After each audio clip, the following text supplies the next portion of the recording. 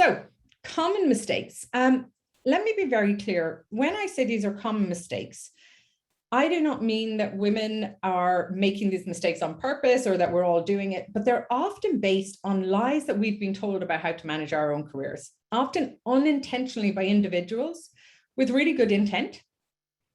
But they're not always individuals who actually understand how career management works. And they definitely don't always understand the challenges that women face in their careers are different to the challenges that our male colleagues face. That is not to say that one has it harder or one has it easier. They're just different challenges, and we have to come at them with that lens. So let's go through the top 5 mistakes pretty quickly. I'll share with you what they are. I'll share with you how to overcome them. And then I'll stop at the end so as we can have a bit of a discussion, or anybody can ask questions or share experiences of whether you have seen these come true in your career or anything you'd share with the group. So the first one is thinking hard work is the #1 priority for career success. So does any of this sound familiar to you? I'm going to ask you to do sort of a mental hands up if it does. You know, you're the first at your desk in the morning, or you're the last to leave at night. You bring your work home with you. You're always focused on A+ work all of the time. And through my own experience and the women I work with, nearly all of them are phenomenally hard workers. And in theory, this sounds amazing, right? You have such a great work ethic. You must be the highest performer on your team, or you're ready for the next opportunity or promotion, right? So why is this a problem? It is one thing to be busy every day, but we're often focused on the wrong activities. We're focused on clearing our inbox, or responding to every email as quickly as possible, or being on every single phone call with this jam-packed schedule. So the question I would ask you is that while you might be busy, are you actually working on the right activities? So with that question in mind, how do we actually overcome this problem or this mistake? And you need to focus on impactful and valuable contributions within your organization. So you need to think about whether your busy activities are activities that the senior management team within your company actually care about. And remember, senior management generally get very clear about their priorities. It's called essentialism. They get very clear on thinking about what is the best return on investment of my time, my money, my resources. And you need to start thinking the exact same way that these senior managers are. So you need to get very clear about what activities are considered valuable by your manager and the senior management team.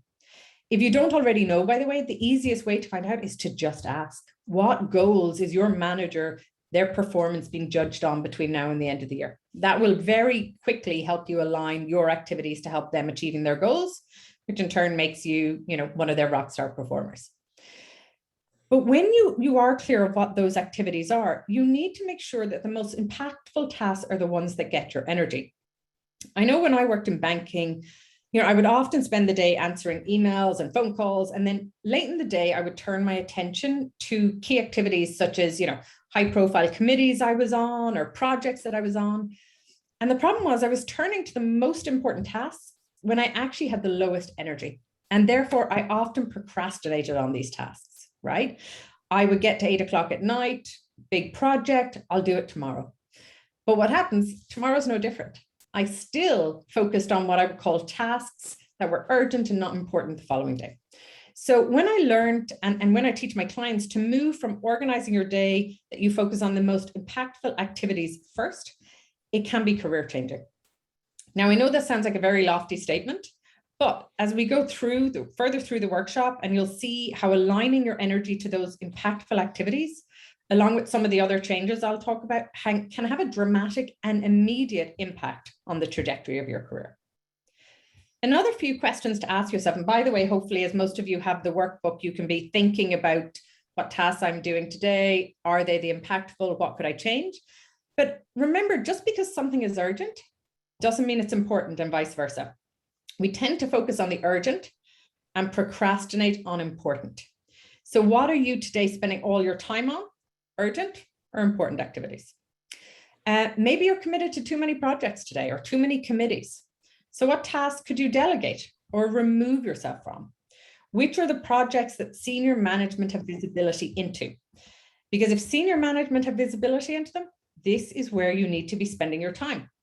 Are there projects you can remove yourself from? Weekly calls you're on that maybe you could delegate, or there's no need for you to be on?